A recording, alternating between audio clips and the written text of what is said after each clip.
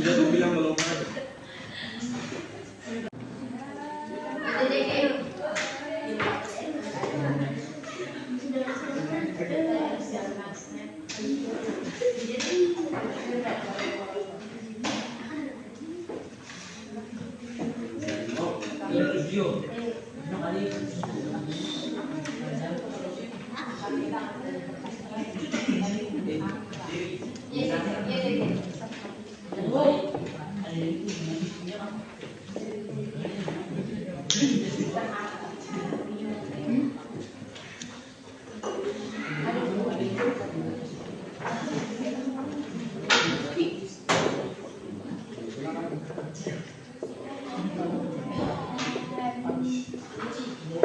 Oke, hari ini kita akan belajar tentang kemerdekaan berpendapat di era terbuka.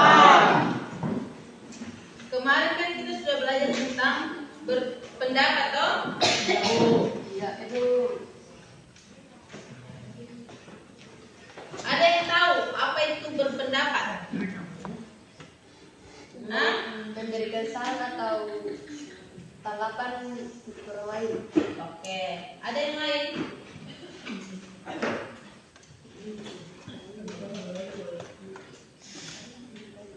Ada yang lain?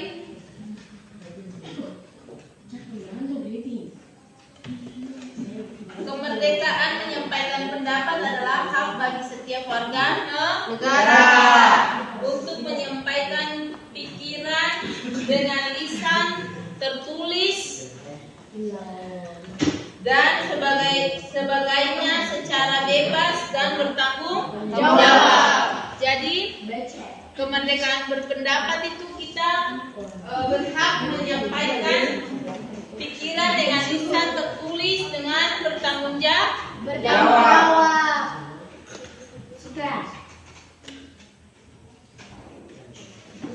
Kebebasan berpendapat adalah kebebasan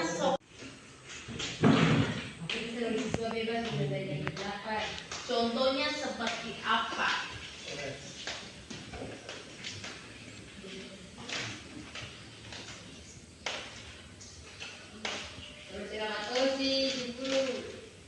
Ada yang lain? Contoh kebebasan berpendapat di sekolah, memberikan jawaban.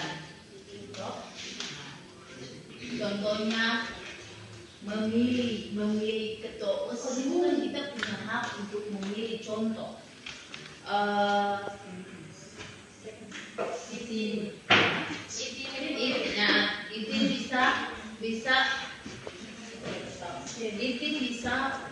Itin mempunyai pendapat atau mempunyai hak untuk memilih diri sebagai ketua OSIS. Itu juga dengan contohnya seperti Nadia mempunyai hak untuk memilih Itin sebagai ketua OSIS. Nah, bisa. Ada yang lain? Contohnya seperti apa? Contoh seperti apa? Contoh berpendapat di sekolah itu seperti apa? Kebebasan berpendapat seperti apa?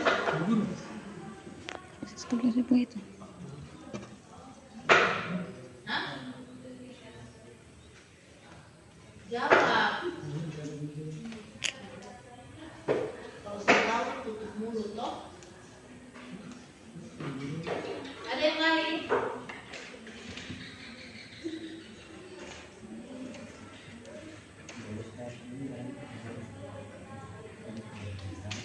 Kemerdekaan berpendapat merupakan hak kebebasan bagi setiap warga negara yang dijamin dalam Undang-Undang Dasar Negara Republik Indonesia Pasal 28.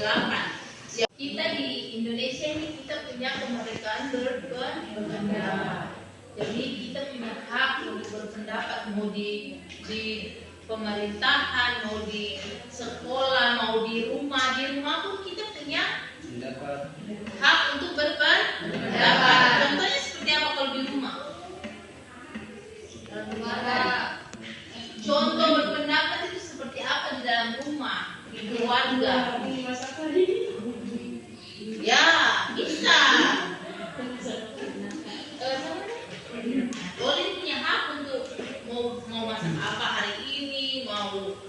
tidur jam berapa, walaupun memang ada aturan dalam keluarga yang harus ditetapkan. Contohnya seperti kalau di Olimpo keluarga begitu tidur malam jam 10. Nah, tapi kita punya hak, toh. Ya, apalagi contohnya tadi ya di dalam keluarga. Contoh berpendapat di dalam keluarga seperti apa?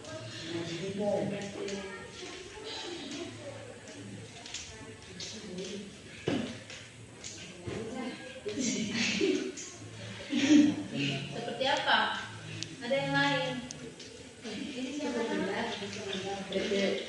Esther. Apa?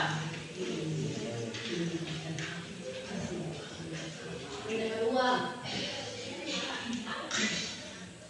Masa mendapat uang itu kebebasan berpendapat? Bermain. Ya, bermain. Kan itu bebas. Punya hak untuk bermain. Masa itu mau kerja terus? Masa itu mau bantu orang tua terus? Itu Olin saya boleh memasak ini, teh, terserah. Iya. Tadi kan sekolah sudah, rumah sudah, sekarang di lingkungan masyarakat. Yang tahu siapa?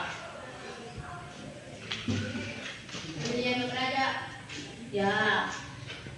Apalagi banyak kok. Ya.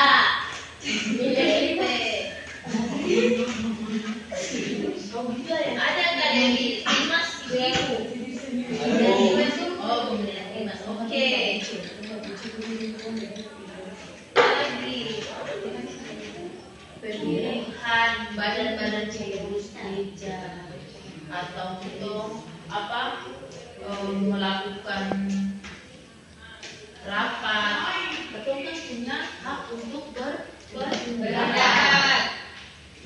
Contoh kayak mau diadakan pembangunan sekolah. Nah, itu kan punya hak untuk berpendapat. Mungkin sebenarnya Oti pergi rapat, Oti bilang sekolahnya harus dibangun di belakang mana kok, belakang Oti rumah kah. Nah, itu kan punya hak berpendapat toh. Apa lagi? Ada yang tahu lagi?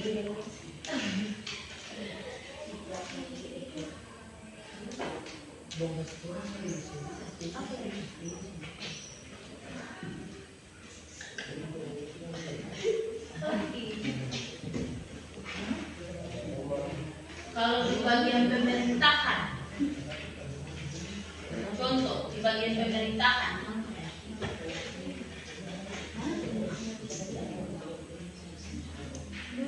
gerak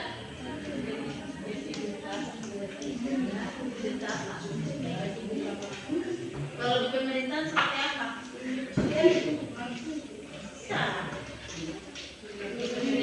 Ya, apa lagi? Bupati, ya. Iya, masuk pemilihan terus, lain lah. Berpendapat itu banyak kok.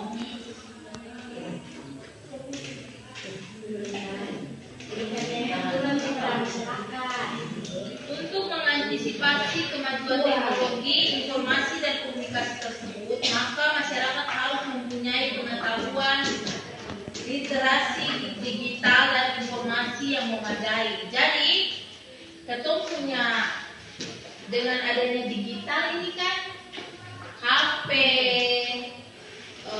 komputer itu kan bisa menjadi apa? Motivasi untuk kita mengetahui sesuatu yang terjadi di luar daripada kita punya daerah atau jadi seumpamanya nih sekarang ini kita tinggal di SPB ini, tapi kita bisa tahu kejadian yang terjadi di luar SPB ya, Jakarta luar SPB.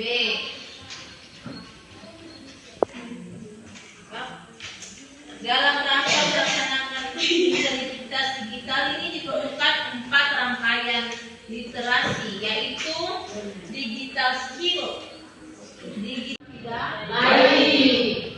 Jadi kalau kita buka HP itu ketemu lihat yang Baik saja.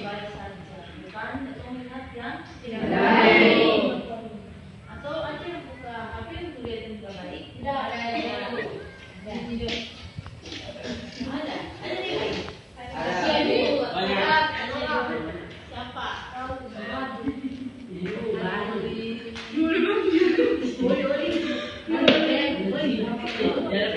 Yang ketiga, digital ethics. Dalam penggunaan media harus berdasarkan pada etika, harus berpikiran benar sesuai dengan norma yang berperilaku santun, menghormati terhadap sesama sehingga tidak rentan terjadi konflik. Nah, ini yang pengguna media sosial, Facebook, TikTok, Instagram, WA, ya itu harus menggunakan gadget atau digital itu dengan baik yang baik. Tulis itu tulisan itu yang bagus-bagus, bukan yang aneh-aneh, ya kata-kata motivasi. Pokoknya segala sesuatu tuh yang orang bilang positif, yang negatif dibuang agar tidak terjadi konflik. Nah, sekarang kan banyak yang di HP tuh banyak tulisan singgung orang, ya jadi masalah.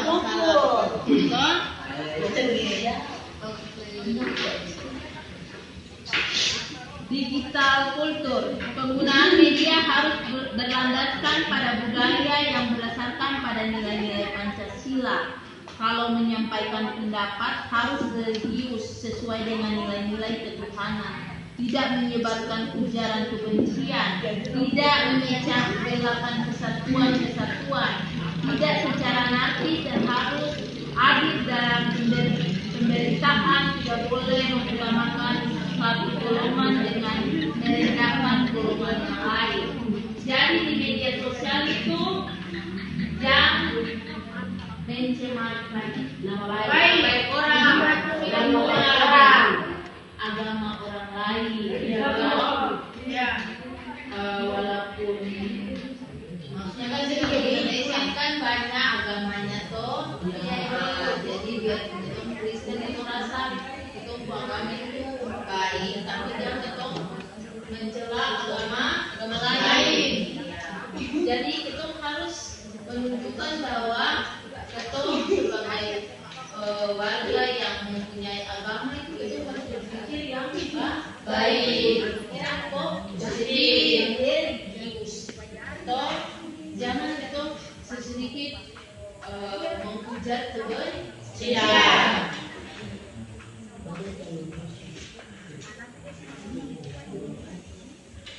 Kita harus memberikan nilai-nilai itu mana apa yang kita pelajari, kita harus tadi ya. Guru minta satu orang untuk berdoa.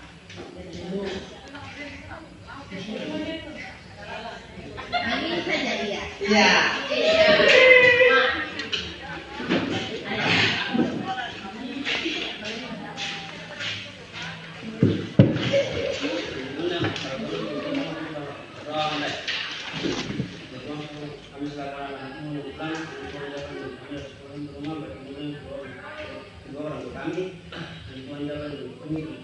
Dan Tuhan jangan bunyi karena dia senantiasa memberikan dari Islam sebesar itu. Terima kasih. Amin.